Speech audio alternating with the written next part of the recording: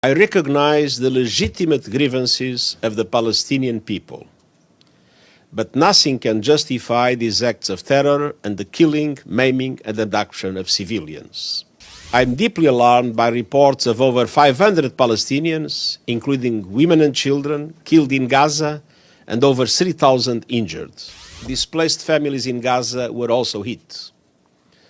Some 137,000 people are currently sheltering in UNRWA facilities. I am deeply distressed by today's announcement that Israel will initiate a complete siege of the Gaza Strip, nothing allowed in, no electricity, food, or fuel. Let me begin by repeating my utter condemnation of the abhorrent attacks by Hamas and others against Israeli towns and villages in the Gaza periphery, which have left over 800 Israelis dead and more than 2,500 injured.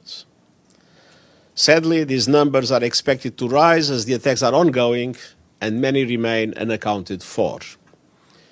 In addition, over 100, possibly more, Israelis, civilians and military, have been reported captured by armed groups, including women, children, and the elderly. Some are being held hostage inside Israel, and many others have been taken inside the Gaza Strip. Meanwhile, Hamas and Palestinian Islamic Jihad have launched thousands of indiscriminate rockets that have reached central Israel, including Tel Aviv and Jerusalem. I recognize the legitimate grievances of the Palestinian people, but nothing can justify these acts of terror and the killing, maiming, and abduction of civilians. I reiterate my call to immediately cease these attacks and release all hostages. In the face of these unprecedented attacks, Israeli airstrikes have pounded Gaza. I am deeply alarmed by reports of over 500 Palestinians, including women and children, killed in Gaza and over 3,000 injured. Unfortunately, these numbers are rising by the minute as Israeli operations continue.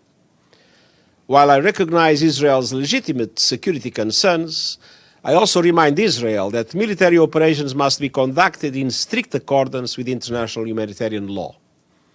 Civilians must be respected and protected at all times. Civilian infrastructure must never be a target. And we already have reports of Israeli missiles striking health facilities inside Gaza, as well as multi-storied residential towers and a mosque. Two UNRWA schools sheltering displaced families in Gaza were also hit. Some 137,000 people are currently sheltering in UNRWA facilities, with the number increasing as heavy shelling and airstrikes continue.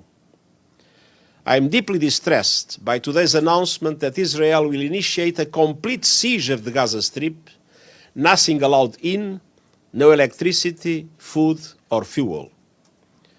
The humanitarian situation in Gaza was extremely dire before these hostilities. Now it will only deteriorate exponentially.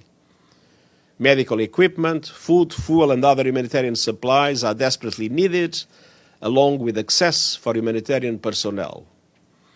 Relief and entry of essential supplies into Gaza must be facilitated, and the UN will continue efforts to provide aid to respond to these needs. And I urge all sides and the relevant parties to allow United Nations access to deliver urgent humanitarian assistance to Palestinian civilians trapped and helpless in the Gaza Strip. And I appeal to the international community to mobilize immediate humanitarian support for these efforts. The UN Special Coordinator and I are engaging with leaders in the region to express our concern, our outrage, and to advance efforts to avoid any spillover to the wider Middle East.